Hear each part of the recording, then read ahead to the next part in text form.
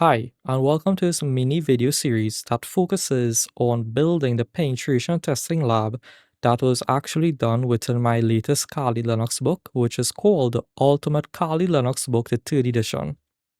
The purpose of this video series is to simply cover the understanding of the lab overview and technology, setting up a hypervisor and virtual networks, working with Kali Linux, setting up vulnerable web application, even setting up vulnerable targeted machines such as Metasploitable 3 and Metasploitable 2. For the hypervisor, we'll be using Oracle VirtualBox. For the attacker machine, we'll be using Kali Linux. For the vulnerable machines, we'll be using both Metasploitable 2 and the two versions or the two flavors of Metasploitable 3. For the vulnerable web application, our primary targeted application will be OWASP Juice Shop. And of course, there will be internet connectivity for Kali Linux only. This here is the topology diagram.